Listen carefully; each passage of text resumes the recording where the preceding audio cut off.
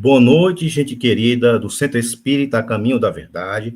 Nós temos hoje uma live para complementar o Livro dos Médiuns. Nós começamos de trás para frente, do segundo capítulo em diante. Agora nós estamos voltando às origens. E nada melhor do que o meu amigo Arthur Azevedo, que tem uma experiência muito boa, uma leitura arejada do livro, que eu pedi para que ele fizesse essa segunda parte. Porque as pessoas dizem que esse livro é muito difícil de estudar, é por isso que os problemas de falsos médiums, cartas consoladoras, charlatanismo corre à solta no nosso movimento, falta da compreensão exata desse livro. Então, eu vou deixar vocês com ele e vocês poderão tirar dúvidas, serão 45 minutos, e as perguntas se houver, que eu já tenho uma aqui na cabeça, mas só depois. Só depois é que a gente vai fazer. Tchau, Arthur. Fique bem à vontade. Seja muito bem. Obrigado, Samuel. Agradecendo mais uma oportunidade aqui no canal Mente e Consciência. E vamos lá, vamos falar sobre esse tema tão importante, né? Que é o tema aí, sistemas, assim como foi apresentado, como já adiantou Samuel, no Livro dos Médiuns, né, do nosso querido sistematizador da doutrina espírita, Allan Kardec. Lembrando que esse assunto, né, aparece na parte segunda, né, capítulo 3 da obra, e é fundamental para a gente compreender a visão espírita sobre os fenômenos mediúnicos, né? Porque fenômenos mediúnicos não necessariamente têm ligação com o movimento espírita, já que a mediunidade, como nós bem sabemos, ela está no organismo, ela é uma faculdade humana, né? Que pode ser exercitada, educada, desenvolvida, né? E o espiritismo, como nenhuma outra filosofia espiritualista ou doutrina, explica muito bem disso sobre um viés científico, filosófico e moral, né? É sempre essa tríade aí que o espiritismo está embasado. E o que Kardec, né, chama de sistemas? De maneira bem simples, sistemas a gente pode definir como explicações teóricas que tentam interpretar as manifestações espíritas, sobretudo aquelas que surgiram, né, na Europa e nos Estados Unidos no século XIX, quando os fenômenos, né, das mesas girantes e comunicações via pancadas, né, começaram a se popularizar, né? Então, Kardec usa esse capítulo para a gente examinar as hipóteses sobre a origem dos fenômenos, né? Ele, como um cientista que era, um pensador, né? Um homem das ciências, ele queria saber a origem dos fenômenos. E aí, a partir do momento que a origem é descoberta, ele começa a avaliar os erros, os exageros, as precipitações, e então passa a oferecer critérios racionais para que a gente possa distinguir o que tem fundamento em relação àquilo que é uma simples suposição. Então, Kardec, então, nesse momento, deseja, antes de qualquer coisa, separar o estudo sério da crendice ou da imaginação. Inclusive, é algo que nós especialmente procuramos sempre fazer, porque, infelizmente, a maioria de nós tende a ver, em qualquer tipo de fenômeno que apareça, uma causa espiritual. Isso é um erro. Isso tudo tem que passar pelo crivo da razão, tudo tem que ser examinado, né, pessoal? Tudo ser muito bem examinado. Então, por que o Kardec analisa esses sistemas?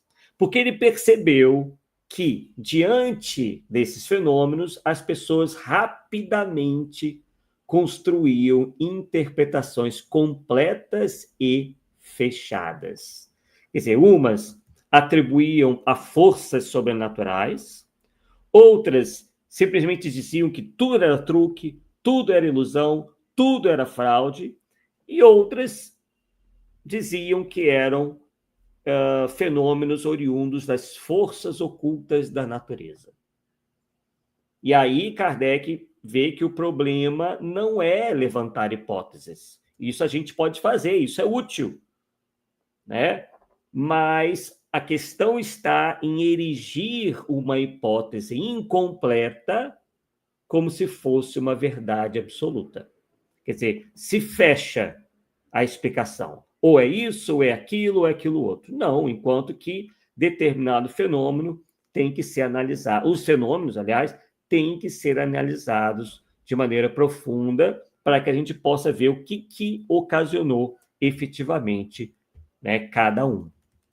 Então, o capítulo, quando a gente estuda lá o livro dos Médiuns, a gente vê ali dois objetivos, né? Um objetivo crítico, que é identificar essas ideias falsas, incompletas ou absolutistas, né? Isso é aquilo, uma coisa assim, né? Fechada. E também a gente vê o objetivo metodológico de Allan Kardec como educador, que foi ensinar o leitor a estudar os fenômenos com rigor. E é isso que nós sempre procuramos lembrar no nosso trabalho de divulgação espírita, né? Desse esforço que cada um de nós tem que fazer, que é de estudar os fenômenos com rigor, não se deixar aí apanhar, né, como uma pessoa crédula, com alguma credulidade exagerada, né, em que tudo vai ser correto, tudo vai ser feito, tudo vem dos espíritos, ou todo médium deva ser acreditado. Isso é um grande erro, né? E aí o Kardec, dentro dessa perspectiva, ele analisa os tipos de sistemas, né? Ele avalia vários grupos de sistemas. E a gente, então, vai começar a ver um a um, né? O primeiro, pessoal, seria o sistema da fraude. Quer dizer, quando determinado indivíduo ou grupo de indivíduos tentam explicar tudo como se fosse truque, como se fosse charlatanismo, como se fosse má-fé. É evidente que isso ocorre, tá? E muita gente fica com medo de apresentar isso, tá? Não devam ter medo. O que a gente não pode é fazer generalizações. E é isso que Kardec está criticando, né? Quando a pessoa acha que tudo é má fé, tudo é charlatanismo, né? Nada presta, todos os médios são charlatães, são embusteiros, e não é assim. Uma visão extremada. Kardec não adota visão extremada sobre nada.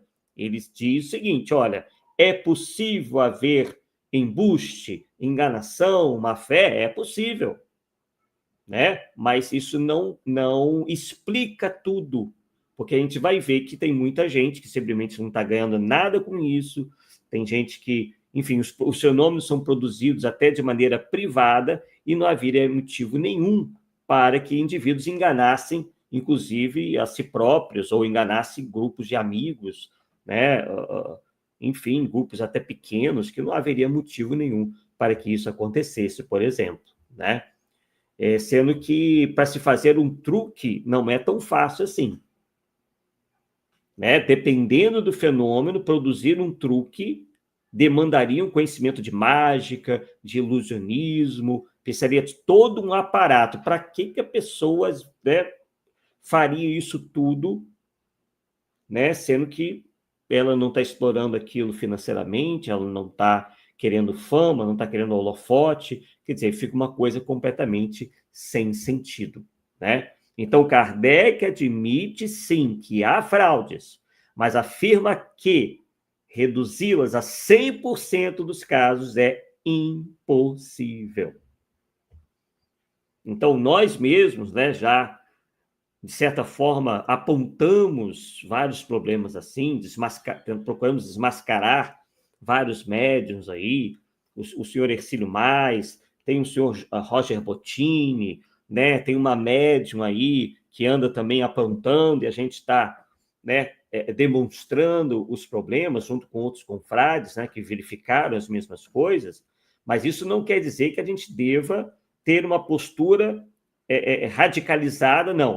Então essas pessoas são fraudulentas, né? Elas produzem fenômenos fraudulentos, então todo mundo também é fraudulento. Não é assim. É o mesmo que eu encontrar um médico ruim, um mau médico, e dizer que todos os médicos são maus, né? Então, Kardec chama a atenção para isso. Então, essa visão de que tudo é truque, tudo é charlatanismo, uma fé, é visto por Kardec como um sistema parcial e insuficiente. Tá? A outra questão que Kardec aborda é o sistema da imaginação ou alucinação. Alguns indivíduos, eles persistem até hoje com determinadas teorias assim, né? Atribuem às manifestações delírios psicológicos, como se fossem delírios psicológicos, efeito da sugestão ou de uma espécie de histeria coletiva. Tá? Então, Kardec concorda, sim, que a imaginação influencia, né? A gente sabe que tem muita gente imaginosa, que gosta de fantasiar, gosta de inventar. Elas existem, efetivamente. Agora, né? Mas isso não explica os fenômenos, por exemplo, físicos.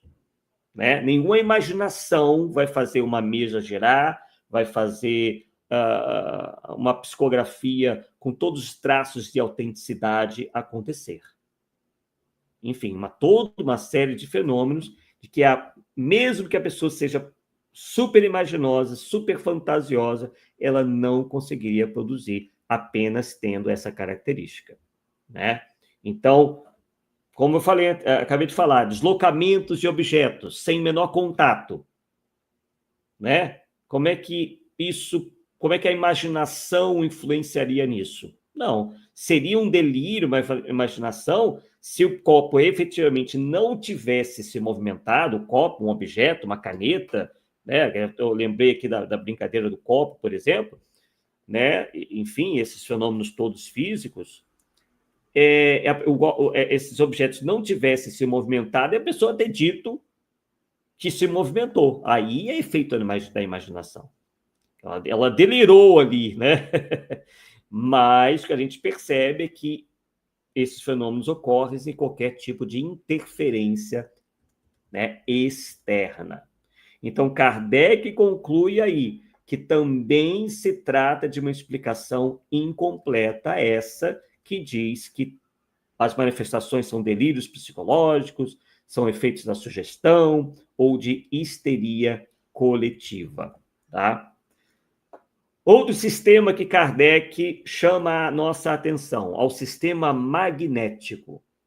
Ele afirma nesse capítulo que as manifestações resultariam apenas de fluidos magnéticos ou forças desconhecidas, né? A gente chamaria hoje de forças desconhecidas da mente. Ele não usa o termo mente, né? Aliás, é um termo que vem apenas depois de Kardec, mas seria hoje algo bem semelhante a isso. Então, Kardec novamente, né, reconhece elementos verdadeiros no magnetismo. Ele mesmo estudava o magnetismo, mas afirma que o magnetismo não pensa. Então, os fenômenos inteligentes jamais poderiam ser aí produzidos pelo magnetismo, porque o magnetismo não tem consciência, não pensa, não elabora, não tem nada disso, né? Então, fenômenos inteligentes requerem uma inteligência, e não há inteligência no magnetismo. O magnetismo não é um ser, né, inteligente que possa se comunicar, possa falar, possa escrever, possa ter ideias, possa ter opiniões, né? Então, isso também não explica todo gênero de manifestação mediúnica. Mais adiante, né, Kardec fala do sistema da alma humana, ou da alma do médium. Ele defende, nesse ponto, que as mensagens vêm do inconsciente do médium. Né? Ele fala ali né? Alguns falam que nesse sistema da alma humana, não é Kardec que fala, mas uns dizem que as mensagens, por exemplo, vêm do inconsciente do médium, da sua própria memória ou da sua subconsciência, tá?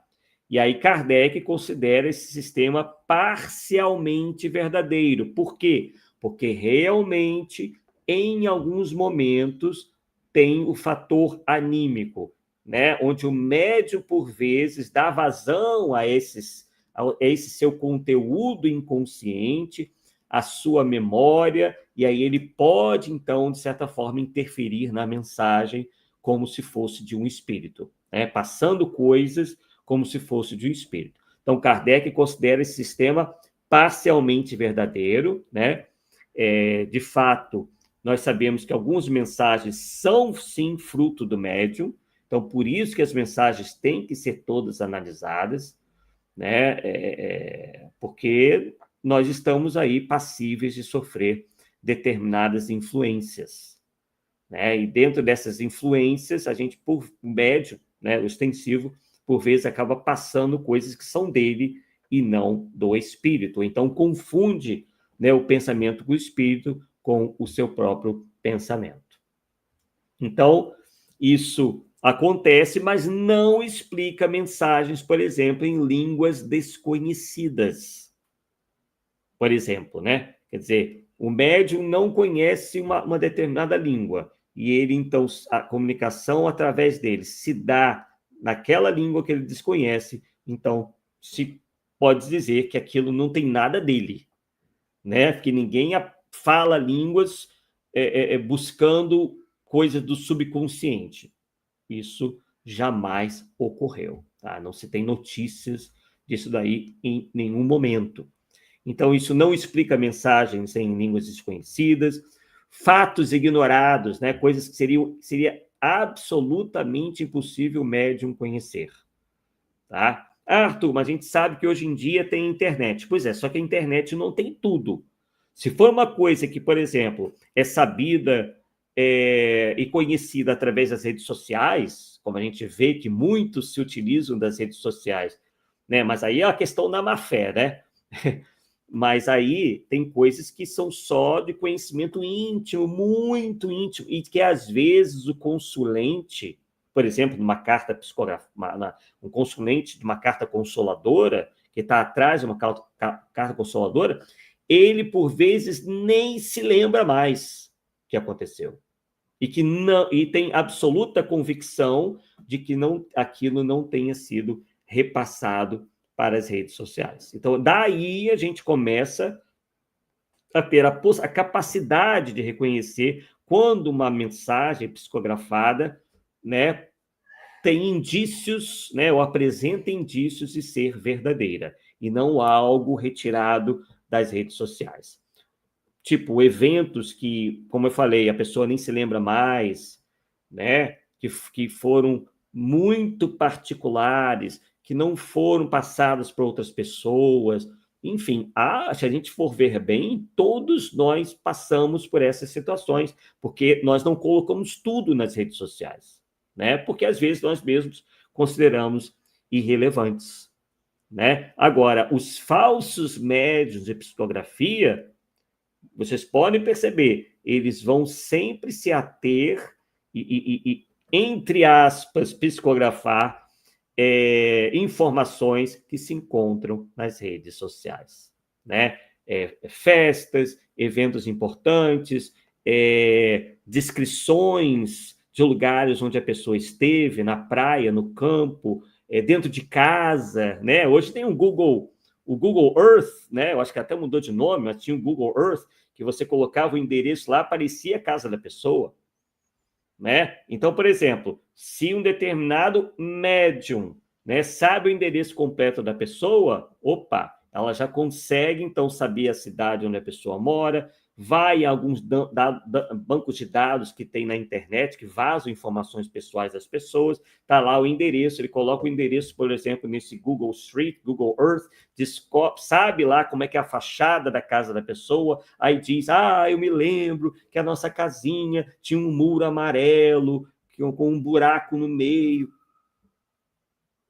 né? Primeiro que o espírito nem ia estar preocupado em gastar o seu tempo em passar esse tipo de informação, né? E tem muito mais a dizer do que estar, né, se lembrando de como era a cor do sofá, que o bolo era azul, do aniversário. Não, esses falsos médiuns fazem justamente para impressionar os seus consulentes. Nossa, porque essas pessoas acham que seria impossível, né, para esses médiuns, que eles acham serem médiuns, conhecer essas informações, enquanto não, a tecnologia já está suficientemente desenvolvida para que a gente possa saber de tudo isso daí, né? Agora, há situações, há fatos que não vão para redes sociais, que são situações bem particulares, bem íntimas, presenciadas por poucas pessoas e que efetivamente não está em nenhum banco de dados, não está em nenhuma rede social, né? Então, a gente tem que ficar atento a isso daí, né? Então, esse sistema não explica mensagens em línguas desconhecidas, não explica fatos ignorados, às vezes até pela própria pessoa que está se consultando. Por vezes, como acontecia com o Chico Xavier, a pessoa nem sequer sabia daquela informação que estava na carta. Ia pesquisar depois, às vezes com um parente que estava, enfim, já não falava há muito tempo, e confirma, ou algum amigo, e confirmava aquela informação, né? Então, isso realmente atestou, né, a veracidade do trabalho de Chico Xavier no que tange a essas hoje chamadas de cartas consoladoras. E, como eu já disse, informações precisas que ultrapassam o conhecimento do sensitivo. Tá? Então, se ele for um bom médium, ele saberá captar aquele pensamento do espírito, né, e reproduzirá aquilo de maneira fidedigna. Há também, pessoal, outro sistema muito interessante, que é o sistema demoníaco, onde os defensores desse sistema afirmam que todas as manifestações provêm de seres malignos, né? Geralmente atribuem a figura mitológica, né? Porque para o espiritismo, né, na verdade, é apenas uma figura mitológica do diabo, do demônio, aquela coisa toda, né? Então, para Kardec, essa é uma visão teológica absolutista, porque se pretende explicar tudo em função de que seria o diabo a produzir isso tudo, né? E aí Kardec, inclusive, demonstra que há uma contradição nisso, porque se todos os espíritos são maus, segundo esse sistema e seus defensores, onde estão os bons da doutrina cristã? Né? Quer dizer, então é como se o mal prevalecesse, os bons, enfim, né? O bem nunca pudesse produzir nada, enquanto que na própria Bíblia, né, tanto no Antigo quanto no Novo Testamento, a gente vê uma série de fenômenos mediúnicos e que eles não atribuem de maneira nenhuma ao diabo, né? Quer dizer, passa a ser do diabo porque aquela fenomenologia está em outra religião, está em outra doutrina, mas é quando é no seio deles, né, do movimento deles, aí sim, aí ou é santo, ou é aparição de Virgem Maria, enfim, aí tá tranquilo, né? Mas como é dos outros, vem do diabo. Então, é uma visão parcial, uma visão quase que como de torcida de futebol. Né? Na torcida de futebol, a gente vê muito isso, né? Quando o jogador está no time adversário, ele é o pior jogador do mundo. Mas basta ele vir para o nosso clube, você começa a adorá-lo. Então, isso ou não é, né? Assim. Então, é uma visão parcial, uma visão apaixonada. Isso nada tem de científico, isso nada tem de racional. E Kardec, né, sempre avaliava as coisas pelo terreno da razão e não da paixão. E aí também nós chegaremos ao sistema espírita ou espiritualista. E é o sistema que Kardec considera o mais completo e lógico, né? O sistema espírita no sistema espírita, os fenômenos inteligentes exigem agentes inteligentes, como nós falamos, por exemplo, em relação ao magnetismo. Não pode ser um agente da natureza, né, a produzir fenômenos inteligentes, já que, né, a inteligência, tal como a humana, nós não encontramos na natureza. Né? A gente não vê animais irracionais, a gente não vê o vento, a gente não vê o mar produzindo efeitos inteligentes. Né? Os animais irracionais, até certo ponto, têm uma inteligência, mas não ao ponto de produzir essa fenomenologia. Né? Kardec também nos diz que há seres inteligentes invisíveis, distintos dos encarnados. E essa foi uma grande descoberta de Allan Kardec. Claro que em religiões antigas já se acreditava na vida após a morte, já se acreditava, algumas delas, na possibilidade da comunicação dos espíritos, porém Kardec foi o único a sistematizar aquilo, né? a colocar isso numa visão muito mais racional, mais científica e mais lógica, mais sistematizada. Né? O que nós tínhamos eram questões empíricas, né? mais envolvendo a crença. Kardec não, Kardec se afasta da crença para apostar na análise do fato. Então, e esses seres inteligentes invisíveis, que ele chama de espíritos, se comunicam por meio de leis naturais, mas que ainda, né, naquela época, eram desconhecidas pela ciência. Quer dizer, até então, nenhum homem de ciência tinha parado para analisar isso aí, como Kardec fez. Né? Então, Kardec retira isso tudo do sobrenatural para apresentar como natural. Né? Porque se existe, está na natureza. Não pode ser considerado sobrenatural, além das leis naturais. Não. Tudo que acontece, se acontece, é por conta de leis e leis que estão na natureza. Então, o método de Kardec, diante dos sistemas, não descarta de imediato esses sistemas contrários que a gente analisou aqui, e nem aceita a priori a explicação espiritual. Quer dizer, Kardec nunca parte de uma explicação a priori, quer dizer, feita antes. Né? Ele não vem com ideias pré-concebidas, mesmo porque Kardec nem atuava nessa área. Ele não era um homem religioso. Né? Era um homem voltado para a educação, para o conhecimento, para o saber, para a transmissão desse conhecimento, enquanto pedagogo, que foi discípulo de Pestalozzi. Né? Então, ao invés de dar uma explicação espiritual chutada, né, ele estabelece um método científico, baseado na observação e não baseado no dogma, mas nos fatos. Ele também estabelece nesse método uma postura de comparação, quer dizer, ele observa os fenômenos semelhantes em vários lugares, né, para ver se aquilo ali se repete. Né? Ele também adota o controle universal, onde ele vê que há mensagens que são coerentes e independentes entre médiuns diferentes. Quer dizer, médiuns diferentes, desconhecidos uns dos outros, né, em lugares completamente distintos, transmitindo a mesma mensagem. Né? Se não quanto à forma, mas quanto ao fundo. Quer dizer, pode estar ali um ensinamento passado com palavras diferentes, mas o conceito está ali. Como, por exemplo, da reencarnação, da pluralidade dos mundos habitados, né? Enfim, dos princípios espíritas. Então, ele vê essa concordância entre os espíritos, entre espíritos superiores, porque entre os inferiores só há confusão.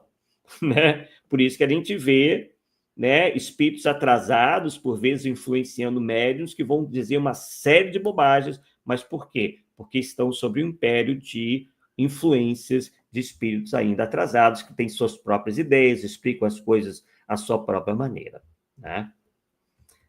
E Kardec adota a crítica. Ele elimina exageros, as contradições e afirmações pessoais dos espíritos. Aquilo que eu acabei de falar, né? Entre os espíritos superiores existe a concordância, porque eles já são detentores do conhecimento da verdade. Já os atrasados têm as suas próprias ideias, né? Fazem afirmações cientificamente errôneas, doutrinariamente errôneas, cheios de problemas com lógica, com racionalidade, cheios de exageros, contradições, né? Os espíritos atrasados são contraditórios entre si, enquanto os superiores são concordantes.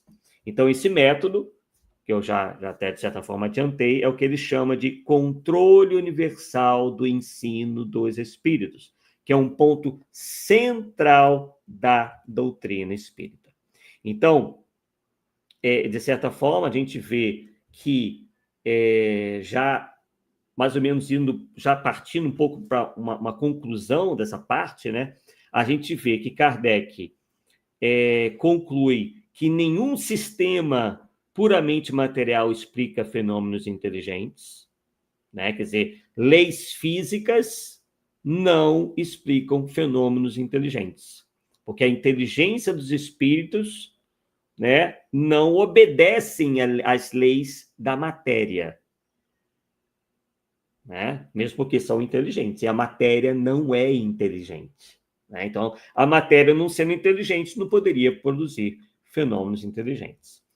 Ele também conclui que nenhum sistema puramente espiritual explica fenômenos mecânicos sem manifestação inteligente, né?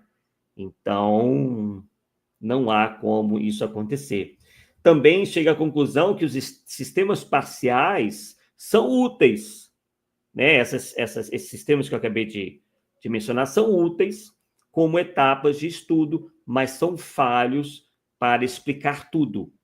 Então, é bom a gente levar em conta alguns desses sistemas, porque realmente existe a má-fé, existe o embuste, existe algumas coisas que são do inconsciente do médium, beleza, mas são teorias que não explicam tudo. E a explicação espírita, segundo Kardec, se sustenta porque abarca todos os aspectos observados. E a doutrina não se constrói por crença cega, mas por análise contínua dos fatos, né? Então, não é uma coisa, assim, se torna fácil quando você estuda. Agora, quando não se estuda, se está dando brechas a interpretações errôneas, que podem, inclusive, levar ao fanatismo, à idolatria. E isso não tem espaço numa doutrina, né, que é toda baseada na fé racional. Então, a importância, né, desse capítulo para o estudo da mediunidade é muito grande. Assim, incrivelmente, né, é um capítulo, no meu entender, pouco comentado, mas extremamente atual. Por quê? Porque oferece para a gente critérios de investigação para saber se aquele fenômeno é real ou não, né? Oferece também aquilo que eu acabei de falar, vigilância contra o fanatismo. E existe até o fanatismo contrário, né? Assim, aquele sistema do diabólico, né? É um fanatismo, porque você enfia na cabeça, alguns enfiam na cabeça que tudo é produzido pelo demônio, né? Pelo diabo, enfim, né? Algum Satã, uma figura mitológica voltada para o mal qualquer, que você fecha completamente os olhos para uma análise mais fria. E Kardec, nesse capítulo, demonstra sua postura científica e não emocional, parcial, diante do invisível. Então, Kardec está mostrando aí, né, para a gente como vacinar o estudioso contra as ilusões, inclusive ilusões mediúnicas, espirituais ou intelectuais, né? Ele ensina, inclusive, né, abre aspas, que desconfiar é bom, negar é excesso e crer sem prova é imprudência. Então, a postura inicial de quem realmente quer alcançar a verdade, não quer ser enganado, é a da desconfiança. Sempre ficar com o pezinho atrás, até que realmente todas as provas, né, demonstram que aquele fenômeno está ok, que aquele médium não está mal intencionado. Não é negar, sair negando tudo a prioristicamente, né? E, obviamente, crer sem prova, como foi dito, é imprudência.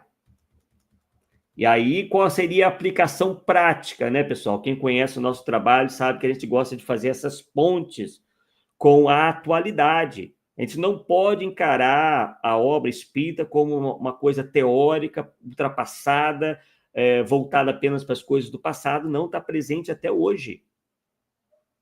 Então, a aplicação prática desse capítulo chamado Sistemas é de uma atualidade impressionante, né?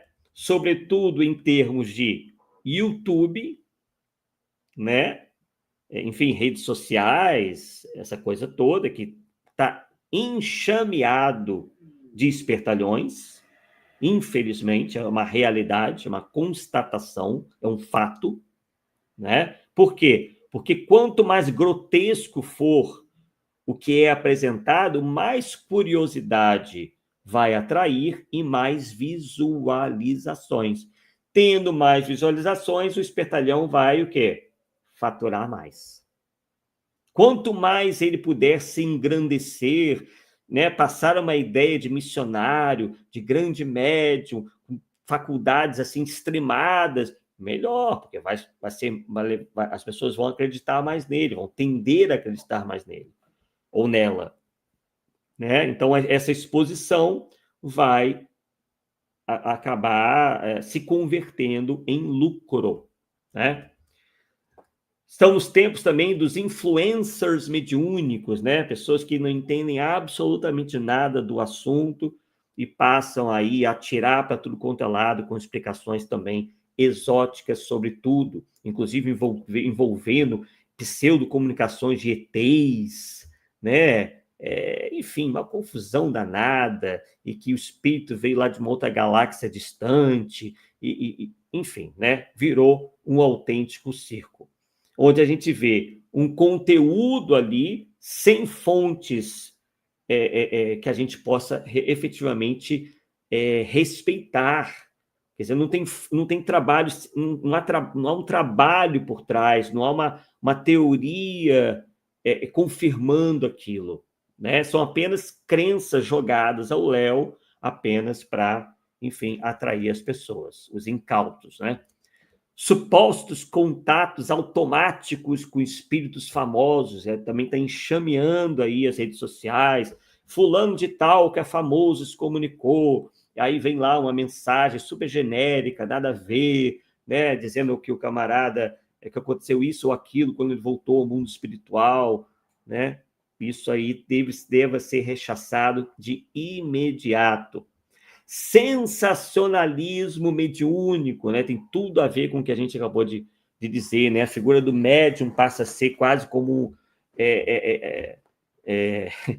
uma figura incontestável, inquestionável, né? Exaltada como uma espécie de oráculo, né? Que tenha que ser acreditado ali 100% sempre, né? E geralmente o que eles fazem? Geralmente eles abrem organizações não governamentais, algum trabalho assistencial, né, visando aí atender aos mais pobres, para passar uma ideia de piedade, passar uma ideia de que são pessoas caridosas, acima, inclusive, de quaisquer suspeitas.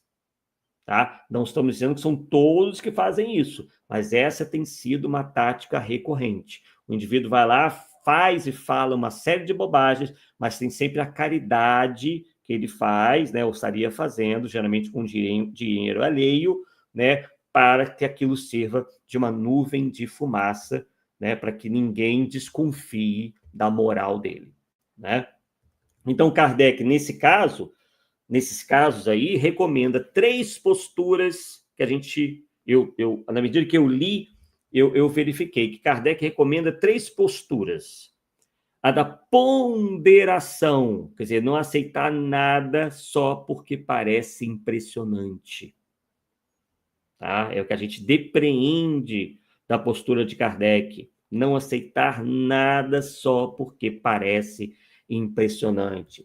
2, a verificação, confirmar essas mensagens por meios independentes, investigar, ver se aquilo não poderia ser oriundo de uma farsa, né? de um esquema qualquer, ver se as informações não estão nas redes sociais, verificar se aquilo não poderia ser retirado de bancos de dados, né? Enfim, basicamente isso daí, né? E a fé racional, né, que deriva de todas essas posturas, está ligada a todas essas posturas, né? Onde você deva, né? Todos nós devamos encarar as coisas com maior frieza e menos de maneira emocional, né? Então, é muito interessante esse capítulo dos sistemas, nós ficaríamos aqui um bom tempo, né, analisando, mas realmente é muito interessante. Também tem um momento, né, que ele fala de uma espécie de reflexo, agora eu não estou bem recordado, né, mas isso também me chamou a atenção, como que algumas explicações também, né, geralmente falam que é uma coisa relacionada ao físico, né? A pessoa está produzindo aquilo porque um problema psiquiátrico, né? Um reflexo de problemas psiquiátricos, a loucura leva, né, a produção desses fenômenos, né? Quer dizer, um pouco também relacionado ao que eles chamam de sistema do reflexo do pensamento, né? Quer dizer, e se o indivíduo está perturbado, ele também estaria mais propenso, né, a produzir esses fenômenos, né? Então, é muitíssimo interessante. Há também o sistema panteísta, né? Ele chega a citar o sistema panteísta, onde essa ideia do panteísmo vê Deus como uma alma universal e os espíritos como fragmentos sem individualidade. Então, Kardec rejeita esse sistema panteísta, né? Porque se o espírito perde a identidade, ele não pode se comunicar, né? Porque a comunicação, ela pressupõe personalidade, memória e vontade. Também fala do sistema da metempsicose, algo completamente errôneo, segundo o Espiritismo, né? Que é uma ideia antiga, inclusive, onde almas humanas reencarnam em animais. E aí Kardec fala, não é bem assim. Kardec considera isso contrário ao progresso moral e intelecto do espírito, quer dizer, e ao princípio também da não retrogradação. Uma vez alcançado determinado patamar evolutivo, a alma jamais retroage, ela jamais retrocede, né?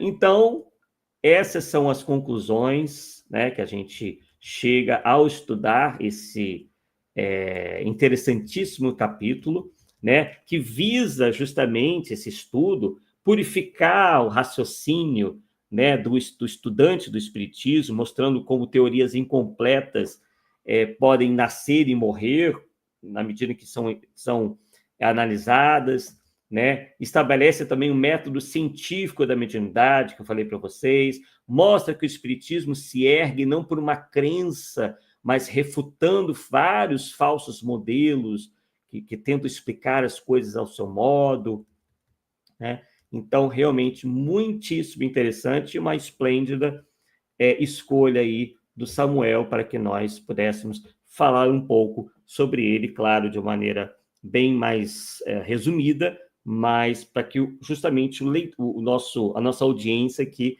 possa se interessar e estudar esse capítulo, assim como todo o Livro dos Médiuns. Então, conforme prometido, né, combinamos aí com Samuel de falarmos Por 45 minutos, estamos, então, devolvendo a palavra para ele. Tem uma pergunta. Esses médios que pegam, Arthur, que fazem um questionário, sem citar nomes aqui, que precisam saber tipo de morte, que pede por antecedência. Nós estamos assim, a pessoa que está nos ouvindo aqui, que está ouvindo aqui esse conteúdo, estamos favorecendo a fraude? Precisa de tudo isso para que a carta aconteça? Porque é um assunto que está interligado, tem como não escapar. Sim, perfeita pergunta, é muito, muito pertinente, né? Nos dias atuais tem acontecido essa verdadeira epidemia, né, de médiuns psicógrafos, e que passaram, inclusive, a se reproduzirem, aumentar de tamanho depois do advento das redes sociais e da internet. Né? Isso não é uma coincidência, pessoal. Essas pessoas mal intencionadas viram aí a possibilidade de produzirem falsas cartas psicografadas, tidas como consoladoras, né? Sabendo que poderiam ter acesso a uma série de informações dos consulentes. E para obterem essas informações, o que geralmente acontece? Uma inscrição anterior. Geralmente se pedindo, né? Não geralmente, mas 99% das vezes, pedindo o nome completo das pessoas. Lá no canal a gente mostrou até o Guga Figueiredo, né? Que é um youtuber, nem é espírita, em que ele fez esse teste. Ele pediu na hora que a pessoa desse o nome completo, e na hora ali, na live, né, acessando um programinha lá, né, com dados pessoais vazados na internet, ele sabia praticamente, tinha acesso a várias informações importantes da pessoa, onde trabalhou, onde deixou de trabalhar, o que fazia, nome de pai, de mãe, onde que morou, escolas que morou, nome de parentes, né? Enfim, então é por isso que há essa verdadeira coqueluche de médiuns psicógrafos depois do advento da internet, né? Então, realmente, não é necessário. Um médium autêntico jamais pede com antecedência qualquer tipo de dado. No máximo, quando a pessoa estiver ali na hora, quando o médium já sentado à mesa, sem qualquer tipo de entrevista anterior ou contato anterior, ele pode perguntar assim: qual é o seu nome? Qual é o nome desencarnado? Ali na hora, frente a frente. Qual o seu nome? Qual o nome desencarnado? Né? Porque daí, né, já se estabelece, segundo eles, alguma espécie de sintonia, e aí sim, a partir daí, se ele for um médium autêntico, e se realmente o espírito tiver em condições de se comunicar, sairá de lá uma comunicação. Aliás, se o espírito não tiver condições de se comunicar, ele não irá se comunicar. Então, nenhum médium pode assegurar que a pessoa indo a determinado local vá receber uma mensagem. E isso o Espiritismo nos ensina, que nós ficamos na dependência dos espíritos. Se eles não quiserem se comunicar, eles não irão se comunicar. Então, aí cabe o médium dizer, olha, ser bem honesto e dizer lá para a pessoa, ou para as pessoas, olha, hoje não está saindo nada, ou, enfim, dá a entender que vai sair só para determinadas pessoas, né? Porque as condições se produziram para tal com aqueles espíritos, e aí só nos cabe aí respeitar, porque aí sim será um trabalho honesto. É preferível não receber nada do que ser enganado. Isso que as pessoas têm que colocar na cabeça. E estudando o Espiritismo, elas estarão premunidas, né, do que pode e o que não pode acontecer, inclusive se premunindo contra a ação de falsos médiuns. Só fazendo uma defesa dos bons médiuns, os médiuns mecânicos que eu entrevistei, que é o Zé hoje, ele não... Você só bota lá o papel perto dele, você não precisa conversar com ele, porque as pessoas também têm essa confusão. Sim. O médium mecânico, que tem a definição mediúnica, como o meu amigo Orlando gosta de chamar, que tem a definição para a carta, ele simplesmente senta, como o Divaldo, o Chico sentavam, às vezes eles pediam, mas nem sempre eles pediam, eles sentavam ali e faziam.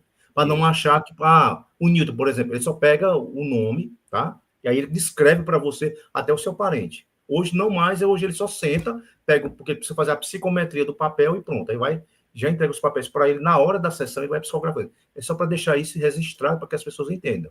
O Orlando trabalha de forma magnífica, de uma boa qualidade, tanto eu também vi o trabalho do Alaô, são médios realmente, e do Newton Sutti, são médios realmente muito idôneos, que a gente indica aqui. A outra pergunta agora. Sim. E aquele médium que se acha que é médium, que se ilude, que é espírita exaltado, que acha que pode produzir carta, e que vem as cartas muito genéricas. Por que isso acontece? Isso é uma deficiência de base, é uma deficiência também do grupo mediúnico que ele veio, ou essa pressa que ele tem que ter o holofote de ser médium de carta? Tem muita gente que, claro, né, não é possível uma generalização, apenas dizer que eu acredito ser possível, né, pessoas que acham que essa é uma tarefa muito bonita, né, admiram isso daí, e acham que produzindo, às vezes, uma coisa que ele nem tem certeza se é verdadeira, estaria consolando. Então, é como se os fins, né, justificassem os meios. Bem, como a gente andou vendo declarações nesse sentido, né? A pessoa chegando e dizendo, não, o importante é a pessoa sair consolada, mesmo, né, que a carta seja falsa, isto é, não tenha havido ali nenhuma espécie de comunicação. Isso fere diretamente a ética, inclusive a própria, obviamente, a ética espírita. Jamais a mentira ou a enganação poderá servir como pretexto para o bem. O bem é o bem. O bem não se mistura com a mentira, não se mistura com o embuste, em absoluto. Então, todo aquele que acha essa tarefa bonita de consolação, mas que não é médium, procure ajudar de outra maneira, mas não se fazendo passar por médium. E o espírito exaltado que aceita tudo. O espírito fala. Sim. Como é que a gente se previne contra essa postura? O espírito exaltado, né? Isso é muito bem desenvolvido por Kardec, é aquele que, enfim, acredita em tudo, ele se deixa exaltar, né? Animar de maneira exagerada perante tudo que venha dos espíritos ou que ele supõe que vem dos espíritos, né? Então, ele de tal forma se anima, se entusiasma com aquilo, que ele acaba, inclusive, sendo prejudicial. Ele tudo acha que tem uma questão espiritual, que tudo que ocorre é um espírito interferindo, é uma mensagem subliminar que um espírito deixou para ele, enfim. Então, ele se empolga de tal forma, né, que acaba se deixando aí entusiasmar de maneira muito exagerada, né? O que não deixa de ser uma espécie de fanatismo. Mas só o estudo, né, sistemático, contínuo, vai fazer com que a pessoa tenha condições de deixar de ser um espírito exaltado. E Kardec sempre alerta, né, que o espírito exaltado ele acaba servindo muito mais contra a causa espírita do que a favor. Então, não interessa para o movimento espírita a existência de espíritas exaltados.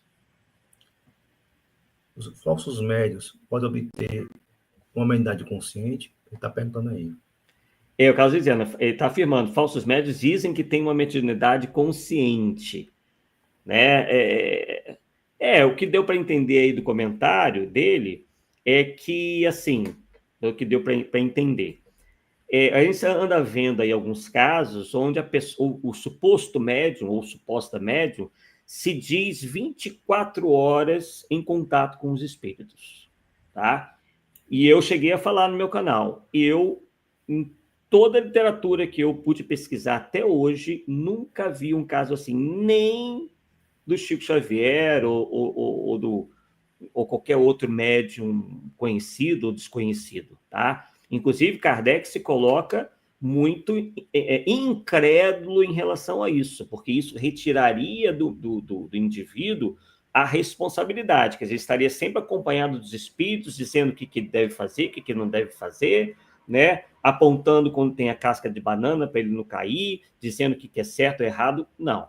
Né? Se nós queremos progredir, teremos que fazer com base na nossa própria vontade, na nossa própria experiência, na nossa vontade de acertar, enfim, e não porque há supostamente espíritos a todo momento nos instruindo sobre isso e aquilo. Há casos que a gente até soube, né, de uma determinada pessoa que disse que até a cor do uniforme da casa foi o mentor que escolheu, né? Sem contar outros casos assim igualmente absurdos, né? Então, espíritos verdadeiramente superiores jamais se enfronham, ficam interferindo na vida nem do médium nem da instituição. No máximo, eles aconselham aqui ou ali, né, de maneira muito sutil e nunca apontando, né, o que tem que fazer, o que não tem que fazer, né? Porque isso é um trabalho que cabe a nós. Se nós acertarmos, mérito nosso. Se nós errarmos, a responsabilidade é nossa. Os espíritos não vêm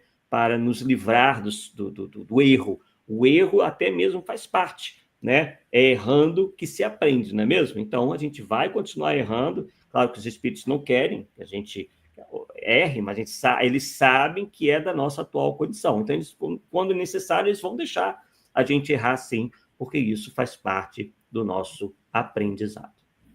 Fernando, a psicografia para todos, porque se a psicografia é para todos, por que as pessoas acham que vão receber uma mensagem? A Fernanda está perguntando isso. Realmente, né? As pessoas não podem ter essa postura, se é que eu entendi também, né?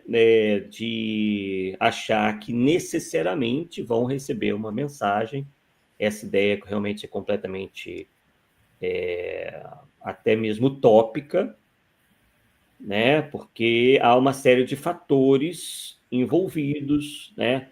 Como eu falei, da vontade do espírito, às vezes não está, ele ainda está num estágio tal de perturbação que ele não está em condições de mandar nem recado algum, né? A gente sabe, e essa questão da perturbação é muito variável. Há espíritos que quase que imediatamente saem dessa perturbação e outros que levam aí, às vezes, até séculos, né? Para saírem desse estágio, né, chamado de perturbação pós-morte. Né? Sem contar que, às vezes, não é interessante para aquele momento. A gente chegou até a comentar uma certa vez que há pessoas que, caso efetivamente recebesse uma mensagem, para elas seria até pior. Em algumas reagem de tal forma que elas começam a pensar assim, né? Elas veem, né, na cabeça delas, aquilo é uma confirmação, né? Passa a ser uma confirmação da vida após a morte, mas às vezes elas têm um desequilíbrio tão grande ainda, uma confusão de ideias tão grande, que ela passa a desejar morrer para estar junto do desencarnado. Então, às vezes, o próprio desencarnado percebe aquilo, ele próprio ou espíritos mais elevados percebem essa tendência da pessoa e se calam, porque naquele caso ali, uma mensagem poderia até desestruturar a pessoa de tal maneira que ela poderia até recorrer a tirar a própria vida na falsa crença de que aquilo apressaria um possível reencontro no mundo espiritual. Então, há casos e casos, como há casos e casos, ninguém pode ter a certeza absoluta de que todos ali que vão a uma reunião dessa receberão alguma mensagem. Só para fazer uma ressalva, o Milton recebeu do Dr. Bezerra de Menezes o seguinte recado. Eu não vou blindar o nome porque eu estou lembrando, assim, não vou dizer, tá? O fulano, José, o nome fictício, José, se encontra-se, ele morreu com infarto de miocárdio. Olha o detalhe da carta, viu? Lá no JF, que é um hospital muito conhecido daqui, eu estou mudando tudo, gente, só para não identificar, né? Porque você sabe que hoje em dia as pessoas são muito fuxiqueiras e procuram. Aí o que é que acontece? E a sua Maria José Pereira está aqui, que recebeu ele está em sonoterapia. Brevemente será escrever. Isso é um recado, não aqueles recados. Eu estou com saudade, eu estou aproveitando, estou com saudade, eu estou numa colônia, mas não sei para onde. Mas não há detalhamento. A letra é super compreensível. A letra dessas cartas genéticas parece que um exame cardíaco. Não é isso? Não sei se você já percebeu isso. Eu, pelo menos, vi aí, era assim, a carta sempre é igual, só montando textos. É isso, Arthur, para a gente encerrar? Exatamente. E é bom a gente falar da existência desses médiuns que se mostram sérios, né, com um trabalho transparente, né? A gente vê que não querem aí apenas utilizar a mediunidade para exaltarem as suas personalidades, né? São discretos, né? Os bons médios são geralmente muito discretos, né? Não se apresentam como salvadores da pátria, como iluminados, como última palavra em termos de espiritismo. Em absoluto, o bom médium é sempre humilde, modesto. Não aquela falsa humildade que alguns apresentam por aí, mas são verdadeiramente modestos, né, sabendo que são meros trabalhadores, são intermediários dos espíritos, né, e o fazem sem segundos interesses. Né? Isso é o mais importante. A caridade verdadeira é feita de maneira desinteressada. Esta é a verdadeira ética propugnada pela doutrina espírita. Fantástico. Eu sei que vocês queriam mais, mas eu quero agradecer ao Arthur.